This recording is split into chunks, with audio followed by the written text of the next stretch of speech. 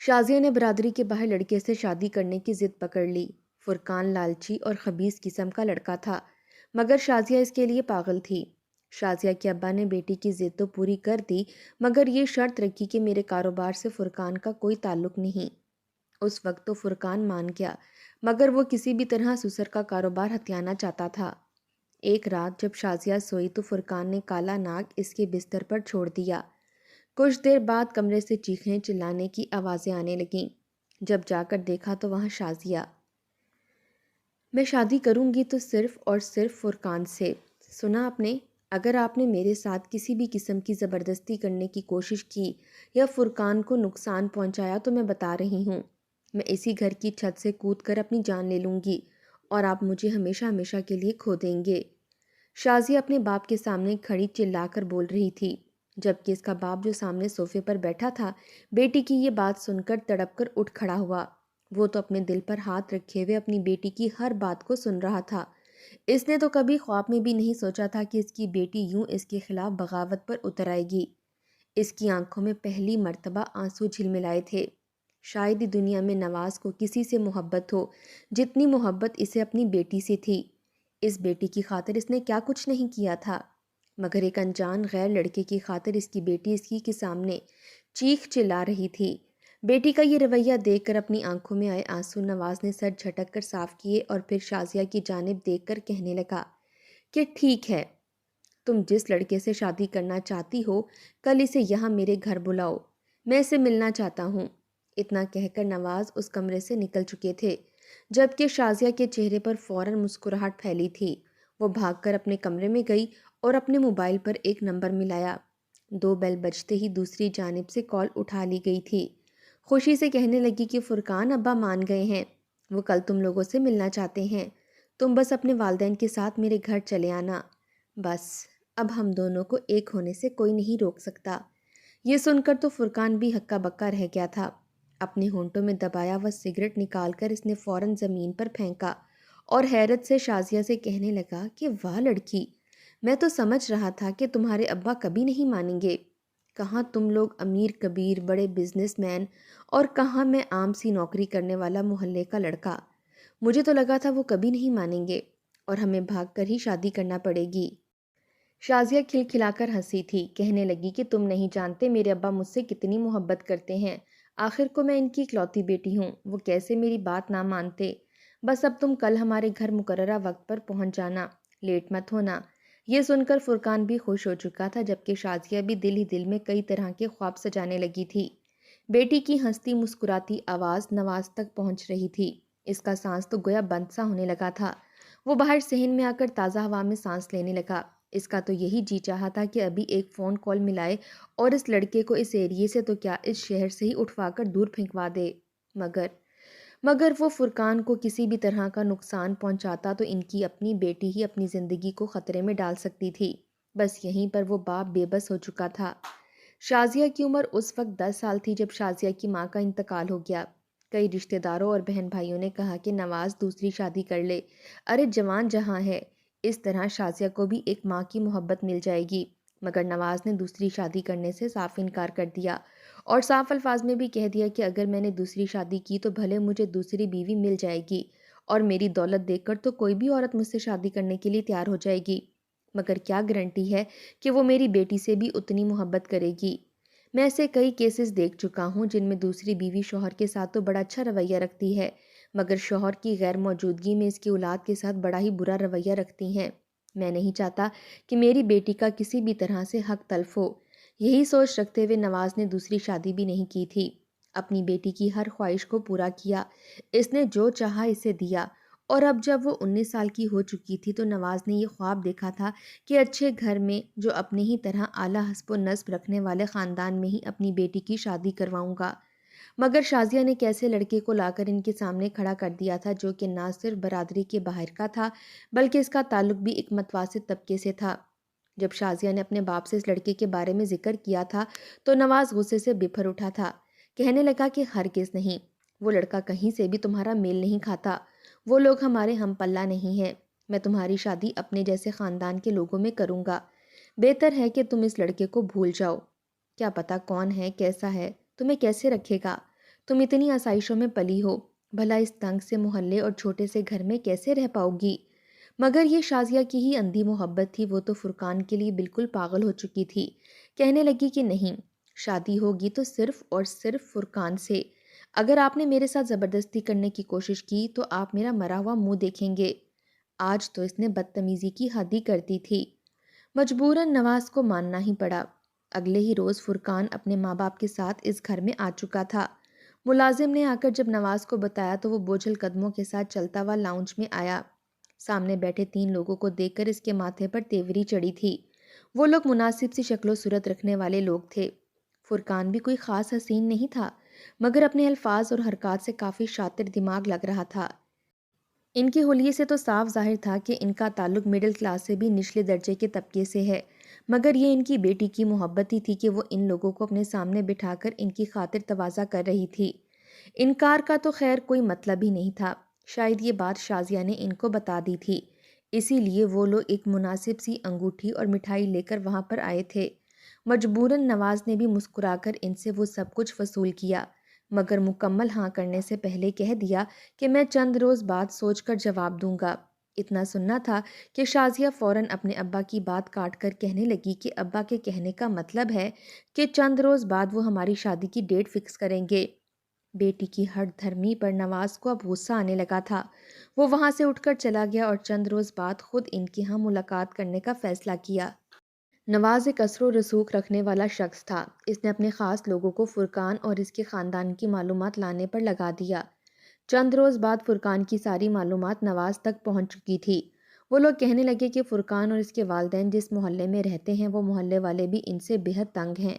इनकी कोई ख़ास इज्जत नहीं है। बाप भी हर वक्त घर में पड़ा रहता है। हर वक्त घर से शोर शराबे और लड़ाइयों की आवाज़ें आती रहती हैं। रही बात फुरकान की तो वो मामूली सी नौकरी करता है और इसे यूं ही अपनी अयाशियों में उड़ा दिया करता है। इसने कई अमीर लड़कियों से दोस्तियां भी कर रखी थीं, जिनमें अब हमारी शाजिया बीबी भी शामिल हो चुकी हैं। इसका काम ही लड़कियों को फांस कर इनसे पैसे बटोरना है, मगर शादी वो सिर्फ और सिर्फ शाजिया बीबी से ही अब करने वाला है। तमाम तर मालूमात लेने के बाद नवाज बेहद परेशान हो चुका था। वो अपनी बेटी के सर से इस इश्क के भूत को उतारना चाहता था। फुरकान का असल चेहरा इसके सामने लाना चाहता था। इसने कुछ देर बाद शाजिया को अपने पास बुलाया और फिर गहरी सांस खारिज करके कहने लगा कि देखो शाजिया, मैं तुम्हारी जिद को पूरा करने के लिए तैयार हूँ। तुम्हारी और फुरकान की शादी भी करवा दूंगा, मगर फुरकान अगर सच में तुमसे मोहब्बत करता है और इसे तुम्हारी दौलत से नहीं बल्कि तुमसे गर्ज है, तो फिर इसे मेरी शर्तें मानना होंगी। बाप की ये बात सुनकर शाजिया हैरान हुई थी। कहने लगी कि कौन सी शर्तें? नवाज कहने लगा कि इसका मेरी जायदाद से कोई ताल्लुक नहीं रहेगा। शादी के बाद वो तुमसे किसी भी तरह की पैसों की डिमांड नहीं करेगा। ये अपने छोटे छोटे खर्चों के लिए तुम्हें अपने मैके नहीं भेजेगा और ना ही मेरे मरने के बाद इस कारोबार में तुम्हारे शौहर का कोई हक होगा। ये सब सुनकर शाजिया मुस्कुरा उठी और कहने लगी कि फुरकान को किसी भी किस्म की कोई लालच नहीं है। वो सिर्फ और सिर्फ मुझसे मोहब्बत करता है। मैं इसे ये सब बता दूंगी। ये सुनकर नवाज हंसा था। दिल ही दिल में सोचने लगा कि ये शर्तें सुनकर फुरकान यकीनन पीछे हट जाएगा और शाजिया के सामने इसकी असलियत आ जाएगी, मगर ऐसा ना हुआ। जब शाजिया ने फुरकान को इस बारे में बताया तो फुरकान शाजिया का चेहरा थाम कर कहने लगा कि तुम फिक्र क्यों करती हो? मुझे सिर्फ और सिर्फ तुमसे गर्ज है, तुम्हारे बाप की दौलत से नहीं। ये सुनकर तो शाजिया के दिल में इसकी मोहब्बत मजीद बढ़ चुकी थी, जबकि वहीं नवाज भी बेहतर वक्त आने का इंतज़ार करने लगा। चंद ही माह में शादी की तमाम तर तैयारियां मुकम्मल हुईं और फिर शाजिया और फुरकान की शादी हो गई। आखिरी मर्तबा एक बार फिर नवाज ने अपनी बेटी से कहा था कि तुम सोच लो, मैं तुम्हें 1 रुपया भी नहीं देने वाला। वहाँ पर तुम्हारा गुजारा मुश्किल हो जाएगा। मगर शाजिया अपने शौहर फुरकान के लिए किसी भी हद तक जाने को तैयार थी। वो अपने बाप को नाराज़ करके फुरकान के साथ रुखसत हो चुकी थी और दोबारा पलट कर इसने एक मर्तबा भी अपने बाप का हाल नहीं पूछा था। कभी कभार फ़ोन पर बात कर लेती या फिर अपने अब्बा के यहाँ चक्कर लगा जाती। बेटी को खुश देखकर नवाज भी खुश रहने लगा था कि हो सकता है कि नवाज सच में सुधर गया हो और इसे इसकी बेटी से मोहब्बत हो। बहरहाल ससुराल में गए वे 1-2 माह ही गुजरे थे। शुरू शुरू में जो मोहब्बत और अपनायत फुरकान ने शाजिया के लिए दिखाई, वो देखकर तो शाजिया के दिल में भी जो थोड़े बहुत अपने अब्बा की वजह से खदशात थे, वो भी धुल गए। वो दीवानों की तरह फुरकान से मोहब्बत करने लगी थी। इसके छोटे से घर में तमाम काम काज करती, اپنی ساس سسر کی خدمت کرتی۔ بعض دفعہ اگر اس سے کوئی کام غلط ہو جاتا تو ساس اسے باتیں بھی سنا جاتی، یہاں تک کہ سسر بھی اسے کوئی بات کر دیتا تو وہ چپ کر کے سہ جاتی، کیونکہ جانتی تھی کہ یہ فرقان کے والد ہیں۔ ایک مرتبہ سسر نے اسے چائے بنانے کو کہا۔ اس کی طبیعت بہت خراب ہو رہی تھی، مگر اس کے باوجود وہ سسر کے لیے چائے بنا کر لے کر آئی۔ جیسے ہی چائے سسر کو پکڑانے لگی تو اچانک اسے چکر سے آ گئے اور وہ ٹرے اس کے ہاتھ سے چھوٹ کر گرما گرم چائے سسر پر گر گئی۔ چائے کا گرنا تھا کہ سسر بکھلا کر اٹھا اور ایک تھپڑ شازیہ کے منہ پر مار دیا۔ تھپڑ کھا کر شازیہ زمین پر گر چکی تھی۔ سسر اسے گالیاں دینے لگا تھا اور وہاں سے بکھلاتا ہوا چلا گیا۔ شام کو جب فرقان گھر آیا تو ویسے ہی کام سے تھکا تھا۔ شازیہ نے اسے روتے ہوئے سسر کی شکایت لگا دی تو فرقان الٹا غصے سے اسے ہی ڈانٹنے لگا کہ جب تم ان پر گرما گرم چائے ڈالو گی تو کیا وہ تمہیں پھولوں کے ہار پہنائیں گے؟ ارے اندھی تھی کیا جو میرے ابا پر چائے گرا دی؟ وہ بھی الٹا شازیہ کو ڈانٹنے لگا تھا۔ اس پل اسے اپنے ابا کی بہت یاد آئی تھی۔ اس کے ابا نے تو آج تک کبھی ماتھے پر بل ڈال کر بھی شازیہ کو نہیں دیکھا تھا، اور جہاں اس کے ساتھ یہ سلوک ہو رہا تھا اس کا جی چاہا کہ ابھی جا کر اپنے والد سے ملاقات کرے۔ اس نے روتے ہوئے فرقان سے کہا کہ مجھے اپنے والد کے پاس جانا ہے، مجھے ان کی بہت یاد آ رہی ہے، مگر فرقان نے اسے ملنے سے انکار کر دیا۔ اب تو وہ بات بات پر اسے تانے دینے لگا تھا کہ تمہارے ابا کو تو تم سے کوئی محبت ہی نہیں تھی، انہیں اپنی ساری محبت اپنی جائیداد سے تھی۔ تم جو اپنے ابا کے قصیدے پڑھتے ہوئے کہتی رہتی ہو کہ انہیں تم سے بےحد محبت تھی، اسی لیے انہوں نے دوسری شادی نہیں کی، یہ غلط ہے۔ انہیں تو محبت صرف اور صرف اپنی دولت سے تھی، اگر دوسری شادی کر لیتے تو اس میں ان کی دوسری بیوی کا بھی حصہ ہوتا، اسی لیے انہوں نے شادی نہیں کی، اور اب دیکھو تمہیں بھی بیاہ کر تم سے اپنی ساری دولت چھین لی۔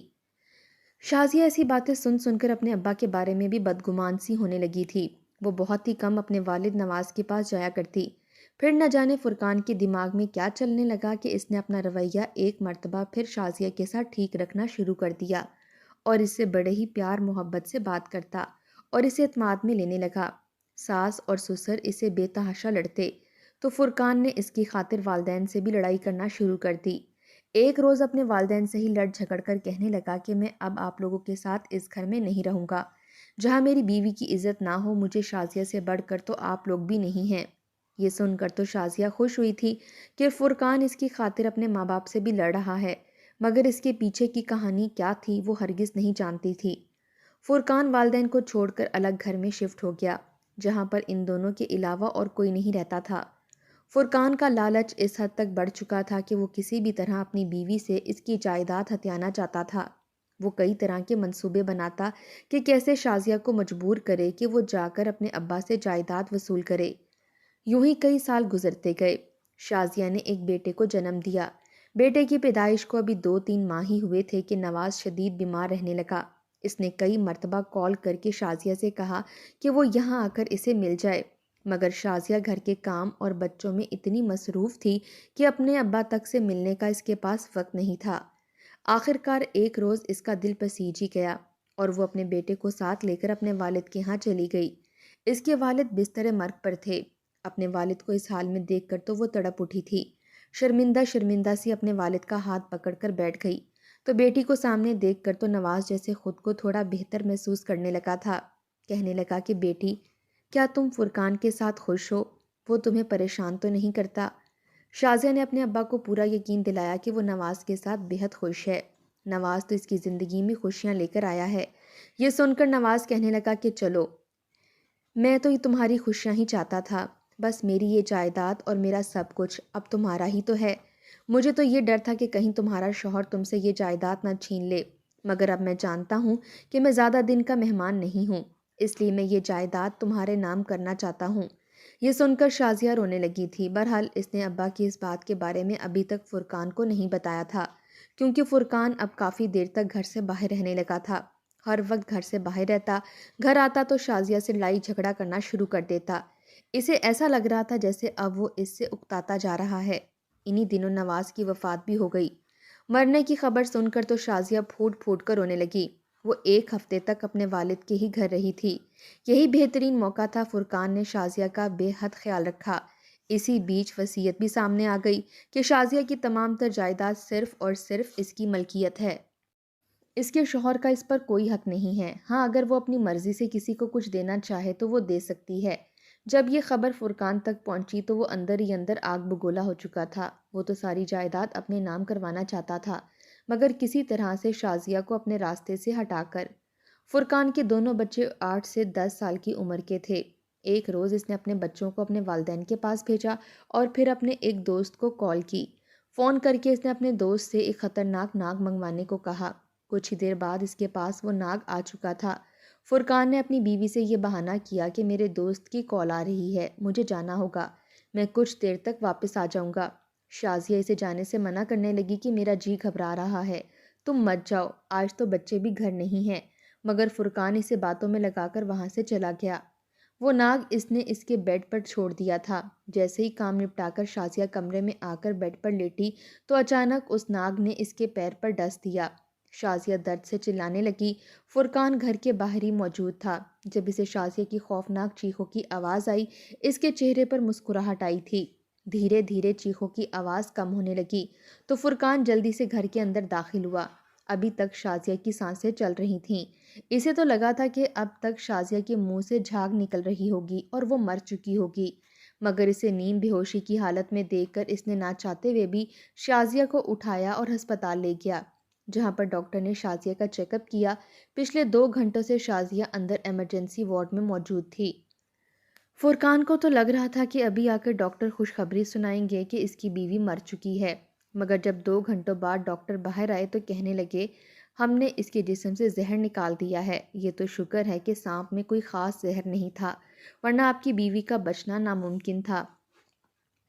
یہ سن کر تو فرقان کی خوشیوں پر جیسے پانی سا پھر چکا تھا۔ 1 ہفتہ ہسپتال میں رہنے کے بعد شازیہ کو واپس گھر لے آیا اور اس کی خوب خدمت کی۔ جب اس نے سپیرے سے اس بارے میں پوچھا تو سپیرا کہنے لگا کہ ہم کسی کو بھی زہر والا سانپ نہیں دیتے، بلکہ سانپ کا زہر نکال کر دیتے ہیں۔ یہ سن کر فرقان مشتعل ہو چکا تھا، مگر سپیرے کو شک نہ ہو اس لیے اس نے کوئی رد عمل ظاہر نہیں کیا تھا۔ شازیہ نے اس گھر میں رہنے سے انکار کر دیا تھا، کہنے لگی کہ میں اب واپس تمہارے اماں ابا کے پاس ہی رہوں گی، مجھے سانپ والے گھر میں نہیں رہنا۔ یوں مجبوراً شازیہ واپس اپنے ساس سسر کے ہاں آ کر رہنے لگی۔ کچھ ماہ یوں ہی گزر چکے تھے اور ساس سسر بار بار فرقان سے کہہ رہے تھے کہ ابھی تک یہ زندہ کیوں ہے، اسے تم نے مارا کیوں نہیں، آخر کب اسے راستے سے ہٹاؤ گے اور یہ ساری جائیداد ہمارے نام ہوگی۔ کچھ عرصہ گزرا تو ایک مرتبہ پھر سپیرے سے یہ کہہ کر سانپ لیا گیا کہ ہمیں سانپ کے زہر پر کچھ ٹیسٹ کرنے ہیں، ہمارا تعلق ایک لیبارٹری سے ہے، تم زہر سے بھرا سانپ ہی ہمیں دو گے۔ سپیرے نے بھی 30,000 روپے لے کر فرقان کو وہ سانپ دے دیا۔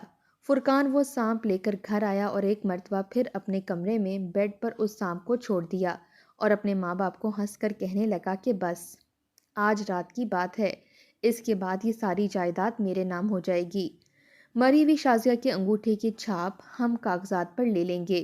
یہ سن کر ساس سسر بھی خوش ہو چکے تھے۔ فرقان اپنے گھر سے باہر نکل آیا اور اپنی ماں کو کہا کہ مجھے کال کرنا تاکہ میں پھر شازیہ کی تدفین کا انتظام کر سکوں۔ وہ اپنے دوستوں کے ساتھ بیٹھا اپنے امیر ہونے کی خوشی میں پارٹی کر رہا تھا۔ جب بہت دیر تک اسے ماں کی کال نہ آئی تو وہ خود ہی گھر واپس چلا آیا۔ جب آ کر گھر کا دروازہ کھولا تو اندر سے چیخو پکار کی آوازیں آ رہی تھیں۔ اس کے تو جیسے پیروں کے نیچے سے زمین نکل چکی تھی۔ وہ بھاگ کر اپنے کمرے کی جانب گیا اور سامنے کا منظر دیکھ کر تو جیسے اس کا وجود کانپ اٹھا تھا۔ شازیہ چلا رہی تھی، رو رہی تھی، فرقان کو آوازیں دے رہی تھی، کیونکہ سامنے کمرے میں فرقان کی ماں فرش پر گری تھی، اس کے منہ سے جھاگ نکل رہی تھی، وہ مکمل طور پر نیلی پڑ چکی تھی، جبکہ وہیں باہر دالان میں فرقان کا باپ تڑپ رہا تھا۔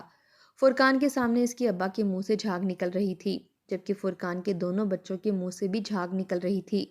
شازیہ روتے ہوئے کمرے کے کونے میں بیٹھی دھاڑے مار مار کر رو رہی تھی اور سامنے وہ سانپ مرا ہوا پڑا تھا، پاس ہی ایک چاقو بھی پڑا تھا۔ شازیہ روتے ہوئے فرقان کے پاس آئی اور کہنے لگی کہ میں کسی کو بھی بچا نہیں پائی، میں نے آنے میں بہت دیر کر دی، میں واش روم میں نہا رہی تھی جب میری ساس مجھے بلانے کے لیے کمرے میں آئی اور پھر دیکھتے ہی دیکھتے ان کے چیخنے کی آوازیں آنے لگیں۔ جب تک میں کپڑے پہن کر باہر نکلی ساس باہر کمرے میں تڑپ رہی تھی، میرے دونوں بچوں کو بھی سانپ ڈس چکا تھا، جبکہ میرا سسر باہر دالان میں تڑپ رہا تھا۔ میں نے جب تک سانپ کو مارا بہت دیر ہو چکی تھی۔ فرقان کے تو جیسے ہوش و حواس گم ہو چکے تھے، وہ جس کو مارنا چاہتا تھا وہ صحیح سلامت تھی اور اس کے بدلے میں خدا نے کیسا انصاف کیا تھا کہ اس کے ماں باپ اور اس کی اولاد اسی سانپ کے کاٹنے سے مر چکی تھی۔ فرقان تو دھاڑے مار مار کر رونے لگا، اپنا منہ پیٹنے لگا، کہنے لگا کہ یہ کیا ہو گیا؟ یہ سانپ تو میں نے تمہیں مارنے کے لیے منگوایا تھا، مگر اس نے تو الٹا میرے ماں باپ اور بچوں کی ہی جان لے لی۔ وہ روتے ہوئے شازیہ کے سامنے خود سچ اگل رہا تھا۔ فرقان کے دل میں کس قدر زہر بھرا تھا، یہ سن کر تو شازیہ کا دل گویا پھٹنے کو گیا تھا۔ چار چار میتیں گھر میں پڑی تھیں۔ کچھ دیر بعد پولیس آئی۔ شازیہ نے خود بیان دیتے ہوئے اپنے شوہر کو گرفتار کروایا تھا۔ شازیہ کی حالت بری تھی، آخر کو اس نے اپنے بچوں کو کھویا تھا۔ ساتھ شوہر کی سچائی نے بھی جیسے اس پر قیامت لا کھڑی کی تھی، جبکہ وہیں فرقان دنیا سے بیگانہ، اپنے ہوش و حواس سے بیگانہ، خود کو پولیس کے حوالے کر کے اپنے کیے کی سزا بھگتنے کے لیے جا چکا تھا۔ اس پل شازیہ کو اپنے والد نواز بہت یاد آئے تھے۔ کاش وہ اپنے والد کی بات مان لیتی تو شاید آج اس کی زندگی کچھ اور ہوتی۔